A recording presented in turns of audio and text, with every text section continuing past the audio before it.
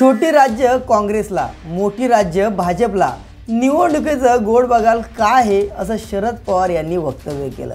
तर नक्की शरद पवार यांनी निवडणुकीवरती काय भाष्य केलं हे जाणून घेणार आहोत आजच्या व्हिडिओमध्ये।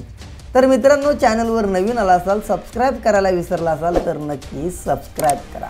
आमच्या सर्व सहकार्यांनी अतोनात प्रयत्न केले, खूप प्रयत्न केले, परंतु कुठेही ते कमी पडले। परंतु जो निकाल आला त्यावरती खरोखरच असं वाटतंय कुठेतरी आम्ही कमी पडलो।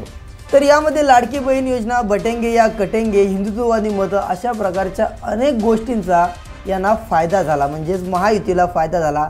त्यामुळेच अशा प्रकारचे रिझल्ट आले असं शरद पवार यांनी वक्तव्य केलं। तर महाराष्ट्रासोबत झारखंडमध्ये सुद्धा मतदान झालं। या इलेक्शनमध्ये झारखंडमध्ये काँग्रेसला जास्त मतं आली आणि तिथल्या स्थानिक जी पार्टी आहे पुढच्या यांना यश आलं। तर महाराष्ट्रामध्ये भाजपला भरघोस आणि गवगवीत असं यश आलं।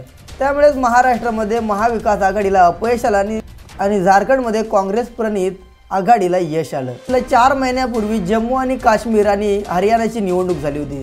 त्या निवडणुकीमध्ये हरियाणा भाजपला जिंकता आली, भाजपने जिंकली आणि त्याच्याच विरुद्ध जर पाहिलं गेलं तर जम्मू आणि काश्मीरमध्ये काँग्रेसची जी युती होती त्यांना जिंकण्यात आलं, ते जिंकले।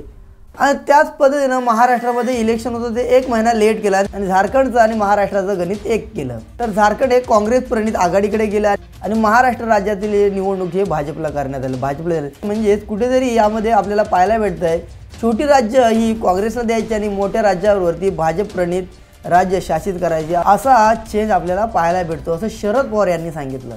कारण असं केल्यामुळे कोणीही मशीनवरती आरोप उचलणार नाही किंवा मशीनवरती प्रश्नचिन्ह उपस्थित करणार नाही। कारण जर महाराष्ट्रामध्ये ईव्हीएमवर जर मतदान होतं आणि तिथे जर तुम्ही हरत असाल तर तुम्ही ईव्हीएमवर प्रश्नचिन्ह उपस्थित करता, परंतु झारखंडसारख्या राज्यामध्ये सुद्धा ईव्हीएमवरतीच मशीन झाला, तिथे सुद्धा तीच मशीन होती, पण तिकडे तुम्ही जिंकता आणि इकडे तुम्ही हारता, मग ईव्हीएमवर प्रश्न कसा उपस्थित करता, यासाठी हे एकत्र निवडणूक घेण्याचं यांचं हे कारस्थान आहे असा आरोप शरद पवार यांनी केला।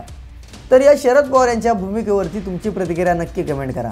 चॅनलवर नवीन असाल तर नक्की सबस्क्राइब करा।